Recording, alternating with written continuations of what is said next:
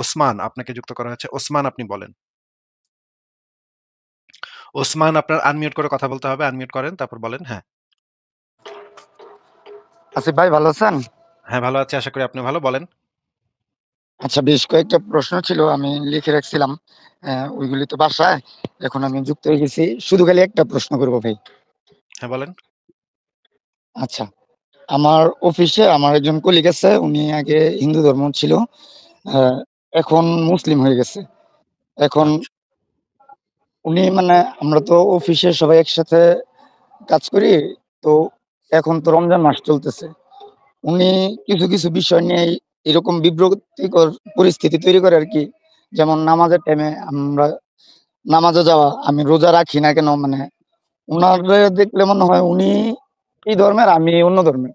ঠিক আছে, সবার উনি মানে সবার আমাকে থেকে বিভিন্ন বড় ভাবে, মুসলমান হয়ে গেছে নাকি? জি, উনি আমাকে বিভিন্ন ভাবে সাজেশন দেয়, দেখো তুমি আল্লাহর রাস্তায় আসো, তুমি রোজা রাখো না, আমরা এই রোজা রাখি, তুমি খাওয়া দাওয়া করো। মানে অফিসে থাকলে তো কে রোজা কে এই রোজা রাখে না এটা তো বোঝাই যায়।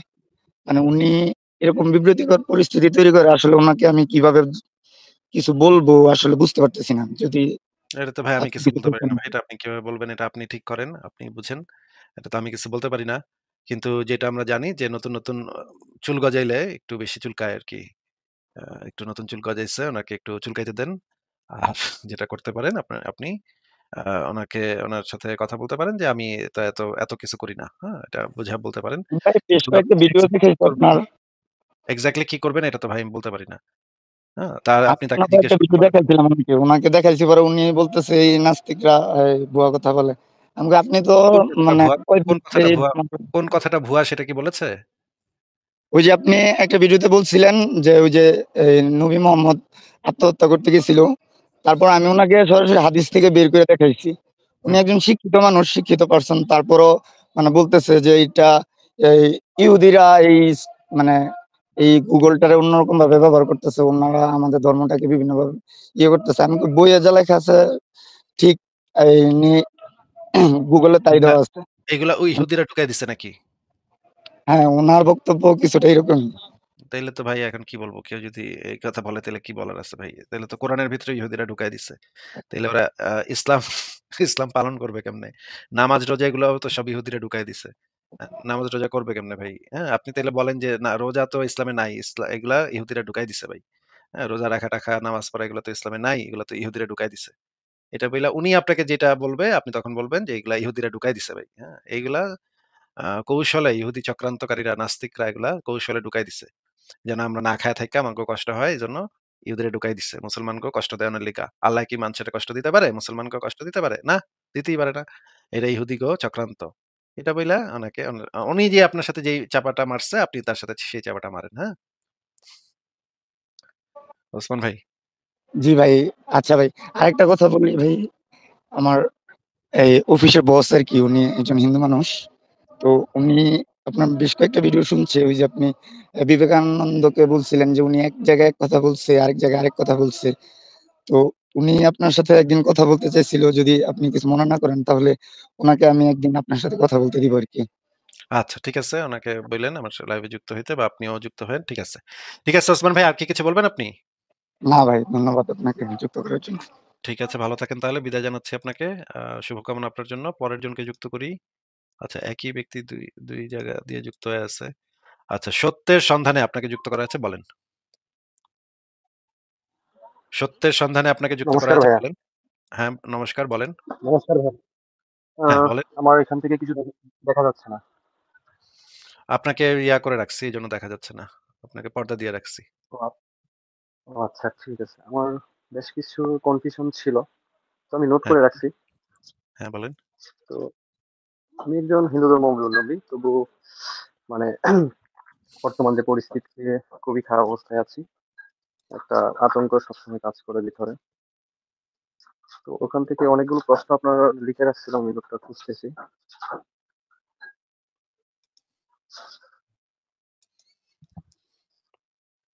তাহলে আপনি একটু খুঁজে বের করেন। তাহলে আপনাকে আচ্ছা একটু পরে যুক্ত করি। আপনি একটু খুঁজে বের করেন। ঠিক আছে? ঠিক আছে ভাইয়া। আপনি খোঁজেন তাহলে আপনাকে একটু পরে আবার যুক্ত করছি। পরের জনকে যুক্ত করি। নিয়াজি শান্ত আপনাকে যুক্ত করা আছে বলেন আপনি। ধন্যবাদ আপনাকে আমাকে যুক্ত করার জন্য। আমি বাই ডিফল্ট জন্মসূত্রে মুসলমান। আচ্ছা যেহেতু বাই ডিফল্ট আমি মুসলিম, আমার আর কোনো কিছু করার নাই। আমি শান্ত ভাই, মানে আপনি কিন্তু ক্যামেরা অন করে ঢুকেছেন। আপনার যদি কোনো বিপদ হয়, কোনো ধরনের কোনো মৌলবাদী আক্রমণ হয়, না না বিপদ সেটার হলে জন্য কি হবে? আপনি আজকে যদি মরতে হবে, কালকে মরতে হবে। ভিডিও ক্যামেরাটা যদি চান তাহলে অফ করে দিতে পারেন। কারণ আপনার না বিপদ আমি চাই না যে ঠিক আছে, আপনার এখানে ধন্যবাদ। কথা বলার জন্য যদি আপনার কোনো বিপদ হোক, এটা আমি চাই না। এই কারণে আপনাকে সাবধান করে দিচ্ছি যে আমাদের লাইভে এইরকম ঘটনা ঘটেছে যে ভিডিও ক্যামেরা অন করে একজন ঢুকেছে, পরে দেখা গেছে হুজুররা বিরাট আন্দোলন শুরু করে দিয়েছে তার বিরুদ্ধে। হ্যাঁ, তার ফাঁসি চাই, ফাঁসি চাই। এটা আপনাকে জানায় রাখলাম। আপনি আচ্ছা চাইলে ভিডিও ক্যামেরাটা অফ করে কথা বলতে পারেন। কথা প্রসঙ্গ তাহলে এটাই আর কি, এই আলোচনার বিষয়টা এটাই বলি। আমি ধরলাম আপনার ক্যামেরাটা অন করে কথা বলতেছি, এবং আমার কোনো কথা হয়তো বা ধর্ম বিশ্বাসী বা ইহুদি মুসলিম মুমিন উনাদের যে বিশ্বাস সেটার বিপক্ষে যেতে পারে, উনাদের মনের মতামতের বিপক্ষে যেতে পারে। এই কারণে উনারা আমাকে কেন মারবে? আমি তো এমনিই মরবো, আর কয় বছর পরে মরবো, তাই না? 20 বছর, 30, 40, 50 বছর পর মরবো। উনাকে মারার দরকার কি? আমার জন্য তো শাস্তির বিধান তো মহান আল্লাহ তাআলা করবেনই। সুতরাং উনাদেরকে কেন আগে আসতে হবে মারার জন্য? এটা কিন্তু সেজন্য আমি এই যুক্তিটা তো আপনি তাদেরকে বুঝাইতে পারবেন না। তারা যখন মানে হাউমাউ করে আল্লাহু আকবার বলে চিল্লাচিল্লি করতে, করতে আপনার বাসায় চলে আসবে, তখন তো আর এই জিনিসটা তাদেরকে বোঝানোর মতো স্কোপ থাকবে না। তখন তো চাপাতি দিয়ে কোপাকুপি শুরু করবে তারা। এই কারণে আমি আপনার ক্যামেরার উপরে একটা পর্দা দিয়ে রেখেছি যেন আপনার কোনো সমস্যা না হয়। আপনি যদি চান তাহলে ভিডিও ক্যামেরাটা অফ করে দিতে পারেন। আর যদি আপনি মনে করেন যে আপনার কোনো সমস্যা নাই, আপনি দেশের বাইরে থাকেন বা না আপনার না আমি মনে করি আমার সমস্যা নাই, অসুবিধা নেই। আচ্ছা, আমি তাহলে যেটা বলতে যাচ্ছি যে পর্দাটা আমি সরিয়ে দিচ্ছি, কিন্তু পর্দাটা সরিয়ে দিচ্ছি, কিন্তু আপনি এমন কোনো বক্তব্য দিয়েন না যেটাতে আপনার নিরাপত্তা সমস্যা হয়, এমন কোনো বক্তব্য দিয়েন না। বলেন। হ্যাঁ। ওকে ওকে ওকে ঠিক আছে। আমি যেটা বলতে চাচ্ছি যে আমি তো আপনার ক্লাস 7, 8 এ অনেক নামাজ পড়তাম। 5 ওয়াক্ত নামাজ পড়তাম, মসজিদে যে নামাজ পড়তাম। এবং উজু করতাম, উজুর পরে আকাশের দিকে তাকায়া কলমা শাহাদাত পড়তাম। তো তো সেখান থেকে আসছে যে আমি যদি নামাজ পড়ি, তা নামাজের মধ্যে যে সকল তখন যে বিশ্বাস ছিল, এখনো হয়তো কিছু আছে, সেটাই যে আমি 1 ওয়াক্ত নামাজ পড়লাম, আরেকটা পড়লাম ফজর জোহর। এই মাঝখানে যাতে আমি কোনো ভুল কিংবা কোনো অপরাধ না করি, পাশাপাশি যাতে কোনো কল্যাণমূলক কাজ করি, কাউকে যদি কোনো উপকার করি, এরকম একটা ভাব ছিল। আর পাশাপাশি যে আমি চেষ্টা করতাম যে উজু করতে। উজু করলে তো উজুর আপনার একটা তো আছে যে ভালো দিক আছে উজুর, তাই না? নাক মুখ পরিষ্কার করা, সেটা একটা করে রাখার চেষ্টা করতাম উজুটা। তো সেই হিসাবে তো নামাজের তো কিছু তো ভালো দিক আছে, তাই না? যে আমরা 5 ওয়াক্ত উজু করতেছি, আমরা যে কিছু ব্যায়াম করতেছি, যোগাসন করতেছি। তাহলে তো ব্যায়ামটাই করেন ঠিকঠাকভাবে। না, নামাজ পড়ার ব্যায়াম না। দরকার কি তাহলে? ব্যায়ামটাই তো যদি এখন এটা যদি শরীর চর্চারই যদি আপনার উদ্দেশ্য হয়ে থাকে, তাহলে একজন জিম ট্রেইনারকে রেখে তার কাছ থেকে ইনস্ট্রাকশন নিয়ে কোন ব্যায়ামটা আপনার শরীরের জন্য উপযোগী, কোন কাজটা আপনার বডির সাথে ফিট করবে, কোন এক্সারসাইজটা আপনার জন্য দরকার, সেই অনুসারে ব্যায়াম করেন, তাহলে তো মানে আরো ভালো হয়। আপনি যে না, উদ্দেশ্যে করছেন, সেক্ষেত্রে যে সেক্ষেত্রে তো শরীরের আমার তো সেই অব্লিগেশন আসবে না যে আমাকে পড়তেই হবে, যেহেতু একটা ধর্মীয় বিধান চলে আসতেছে, সুতরাং তো আমি তো পড়বোই নামাজ। সুতরাং ব্যায়ামও হয়ে গেল, তাহলে পরিষ্কার পরিচ্ছন্ন হয়ে তাহলে গেল। তো তাহলে তো সেটা আর আপনার শরীর চর্চার জন্য থাকলো না। সেটা হচ্ছে আপনার উপর একটা নির্দেশনা। সেটার হ্যাঁ যখন এটা হ্যাঁ নির্দেশনা হয়ে যায়, তখন তো আর এই কাজটা কেন করলে আপনার কি উপকার হবে, কি অপকার হবে, সেটা ইনভ্যালিড হয়ে যায়। সেটার আর প্রয়োজন হয় না। আপনার করতেই হবে। এটা ভালো হইলেও করতে হবে, খারাপ হইলেও করতে হবে।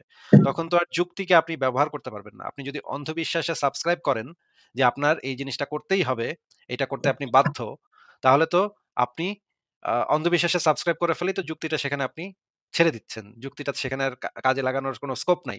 তাহলে তো না না, আমি ধর্মীয় তাহলে যুক্তিগুলার ক্ষেত্রে আসতেছে না। হ্যাঁ তাহলে ধর্মের অন্যান্য বিধানগুলাও তো আপনার একইভাবে অন্ধবিশ্বাসের বশবর্তী হয়ে আপনার মানতে হবে। যেমন হিন্দুদেরকে ঘৃণা করা, ইহুদিদেরকে ঘৃণা করা, খ্রিস্টানদেরকে ঘৃণা করা, নাস্তিকদেরকে ঘৃণা করা, সমকামীদেরকে ঘৃণা করা, হিজড়াদেরকে ঘৃণা করা। এই জিনিসগুলাও আপনার একইভাবে কোনো যুক্তি ছাড়াই আপনি মানতে বাধ্য হয়ে যাবেন।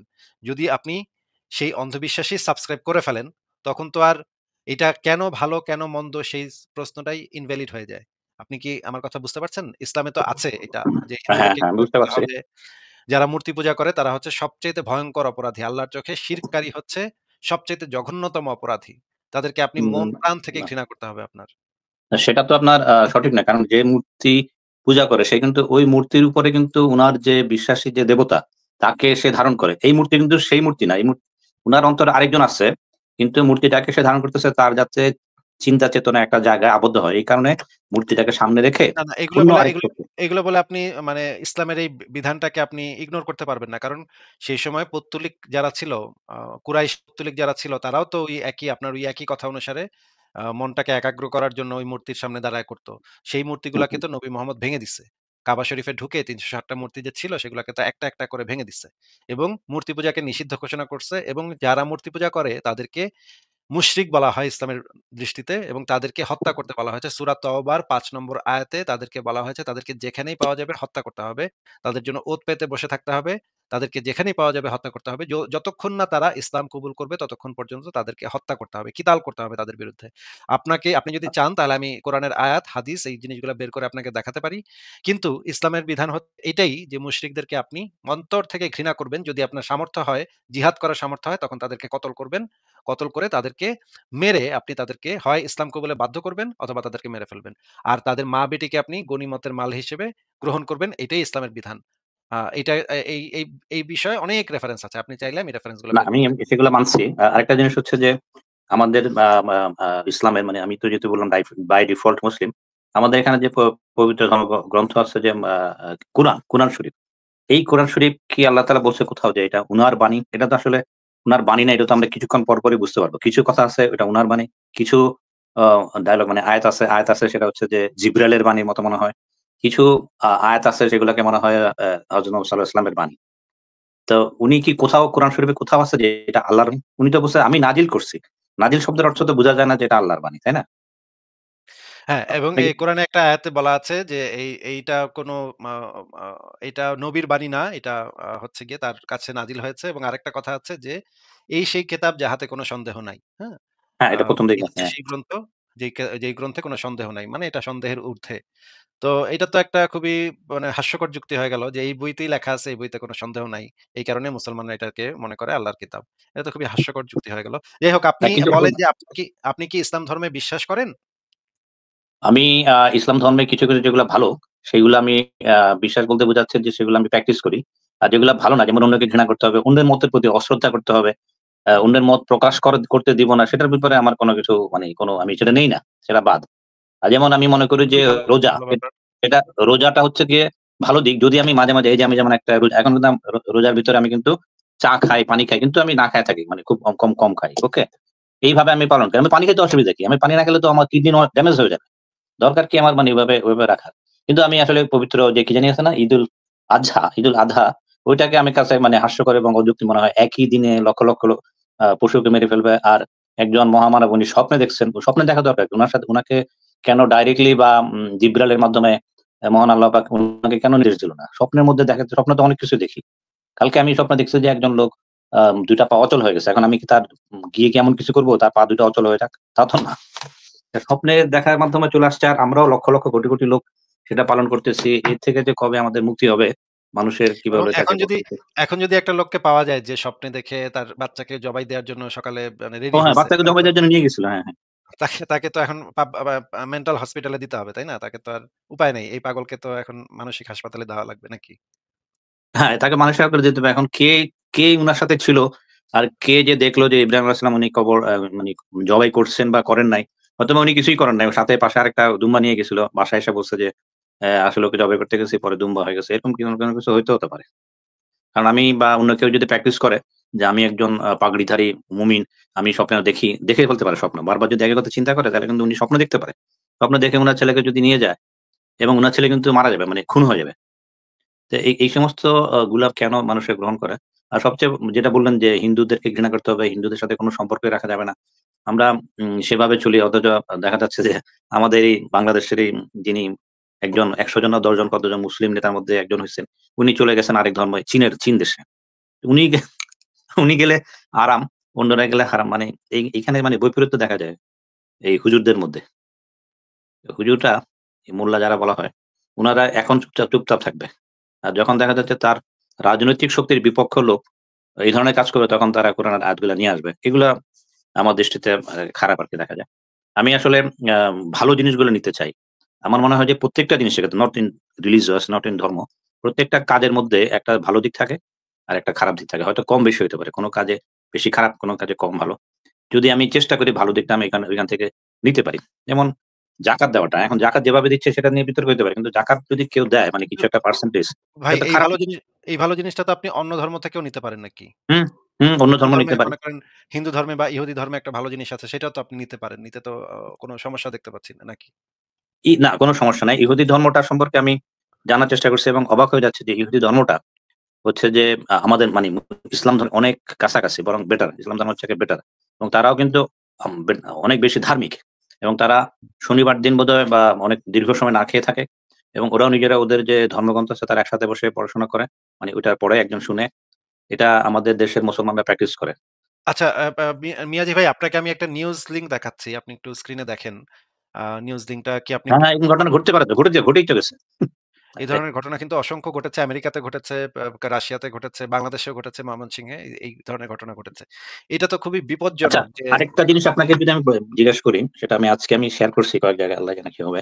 সেটা হচ্ছে যে আজকে হচ্ছে যে এই পৃথিবীর কিছু কিছু জায়গায় সবে সবে সবে কি আজকে সবে কদর। হ্যাঁ, সবে মানে রাত, পবিত্র রাত, সবে কদর। আবার আগামীকাল কিছু কিছু জায়গায় হবে, বাকিগুলাতে হবে, বাংলাদেশ পাকিস্তান এগুলাতে হবে সবে কদর। আমার প্রশ্ন এটা না, আজকে হোক সবে কদর এক জায়গায়, কালকে হোক আরেক জায়গায়, এটা সমস্যা না। সমস্যা হচ্ছে যে পৃথিবী নিজের অক্ষে, অক্ষ মানে নিজের অক্ষের মধ্যে যখন ঘুরতেছে, অ্যাক্সিসে যখন ঘুরতেছে, তখন সূর্যের আলোটা পড়তেছে। সূর্যের আলো যে অংশটুকু পড়ে না, সূর্যের যে অংশটুকু পড়ে না সেই ক্ষেত্রে রাত। এবং পৃথিবী কিন্তু ঘুরতেছে। এই ঘোরার যে গতি, সেই গতি অনুযায়ী কিন্তু রাত কিন্তু ঘুরতেছে। হুম, হ্যাঁ, ঠিকই এই বলেছেন। পৃথিবীটা কিন্তু আপনি যদি শনি গ্রহ থেকে বা সৌরজগতের ভিতর থেকে শনি থেকে দেখতে যান, খালি চোখে দেখতে পারবেন না, এত ছোট জিনিস সূর্য। মানে খালি হ্যাঁ, চোখে রাত দিনে নাই, দিন রাত শেষ। তাইলে সৌরজগৎটা এই ধরনের লক্ষ কোটি সৌরজগৎ নিয়ে যদি একটা গ্যালাক্সি হয়, এবং লক্ষ কোটি গ্যালাক্সি নিয়ে যদি একটা জগৎ হয়, আর লক্ষ কোটি জগৎ নিয়ে যদি একটা মহাজগৎ মহাবিশ্ব হয়, আর সেই মহাবিশ্বর স্রষ্টা যদি মহান আল্লাহ তাআলা হয়ে থাকে, ওই যে ক্ষুদ্রাতি ক্ষুদ্র যেখানে রাতটা ঘুরতেছে, মানে রাত ঘুরে ঘুরে যাচ্ছে, রাতটা চলতেছে, সেই রাত্রে আল্লাহ কিভাবে নেমে আসবেন আর কিভাবে কি করবেন? এই একটা প্রশ্ন, এই প্রশ্নটা কি উনাদের মাঝে, মানে যারা একেবারে এটা নিয়ে অনেক ওয়াজ হবে আজকে রাত্রে, তাদের মাথায় কি এটা আসে না যে আল্লাহ তাআলা আজকে নেমে আসবেন, কোথায় কোথায় যেন নেমে আসবেন সেভাবে? আর আসমানে আবার কোথায়? আসমানটা কি জিনিস? আমরা একটু এই তাহলে একজন আলেমের মুখে এই কথাটা শুনে নেই যে এইটা কিন্তু প্রতি রাতেই কিন্তু আল্লাহ পাক নিকটবর্তী আসমানে নেমে আসেন। তো আলেমদেরকে যখন এই প্রশ্নটা করা হয় তখন তারা আসলে কি উত্তর দেন, নাস্তিকদের কি উত্তর দেন বা এই সংশয়ের কি উত্তরটা দেন সেটা আমরা একটু দেখে নিই, দেখেন আপনি। ইকরামুল হক ইমন বলেছেন, আমার প্রশ্নটা, আল্লাহ যদি প্রত্যেক রাতে শেষ আসমানে আসে, যেহেতু পৃথিবী গোল, তাহলে কি আল্লাহ সবসময় পৃথিবীতে থাকেন? কারণ পৃথিবীতে যে কোনো জায়গায় রাত থাকে 24 ঘন্টার মধ্যে। আল্লাহ তো পৃথিবীতে আসেন এটা বলেননি। আল্লাহ বলেছেন তিনি শেষ আসমানে নেমে আসেন। তো শেষ আসমানে কতগুলো সৌরজগৎ আছে জানেন? এখানে যে ব্ল্যাক হোল আছে, এখানে যে নিহারিকা আছে, এখানে যে আরও কত কিছু আছে। অতএব যেই জায়গাটা আল্লাহ ব্যাখ্যা করেননি, সেটা আমি কেন ব্যাখ্যার অপচেষ্টা করছি, কেন অসাধ্য সাধন করার চেষ্টা করছি? এটা একটা গায়েবী বিষয়। এখানে ততটুকু ইনফরমেশন আমাদেরকে জানতে হবে যেটা আল্লাহ এবং রাসূল সাল্লাল্লাহু আলাইহি ওয়াসাল্লাম জানিয়েছেন, এবং জানার পরে সেটা আমরা বুঝি আল্লাহ নেমে আসেন। এটা খুবই বোধগম্য ভাষা এবং এটা খুবই স্পষ্ট বক্তব্য। অতএব আল্লাহ নেমে আসেন, এটাই আমাদেরকে বিশ্বাস করতে হবে। নেমে আসার পরে তিনি কি এখন মাঝখানে থাকেন, নাকি আকাশের সাইডে থাকেন, নাকি দুনিয়ার সাইডে এই গ্লোবের মধ্যে চলে আসেন? এত ব্যাখ্যা করছেন কেন ভাই? এই প্রশ্নগুলো করার কোনো অনুমতি নেই, এবং এগুলোকেই আমাদের সালাফে সালেহীন বেদাতি প্রশ্ন করেছেন। কারণ আল্লাহ গায়েব সম্পর্কে যতটুকু জানিয়েছেন তার অতিরিক্ত জানতে চাওয়া বা সেখানে নিজেদের চিন্তা গবেষণা ইজতিহাদ সেখানে ইনভেস্ট করা, এটা শরীয়তে জায়েজ নেই। শুনলেন তো আলেমরা কি উত্তর উত্তর উনি বলছে যে প্রশ্ন করা যাবে না, প্রশ্নটা বেদাত। যাই হোক, প্রশ্ন না হয় করলাম না, কিন্তু আসমান সম্পর্কে তো আল্লাহ তাআলা বলছে। আল্লাহ যে কোথায় নামে সেটা বলেন, কিন্তু আসমান তো বলছে যে আসমান, এখানে কোনো ছিদ্র নাই। আসমানে কোনো কি জানি বলছে, এটাতে কোনো ছিদ্র, অন্য একটা আরেকটা অর্থ হচ্ছে ভেঙে ইয়াতে ভেঙে কোনো যেন দাগ নাই। পড়ে না যায়, ভেঙে হ্যাঁ, পড়ে হ্যাঁ, যাবে। হ্যাঁ, ভেঙে যাতে না পড়ে যায়। এবং ইহাতে আছে সুশোভিত তারকারাজি।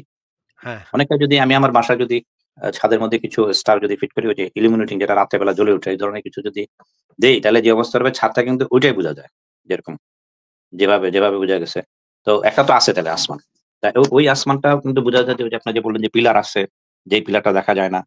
আসমান আবার ভেঙে যাবে, মানে ছাদ যদি ভেঙে না যায় সেই জন্য অদৃশ্য পিলার আছে। তো এগুলো তো উনি বলছেন।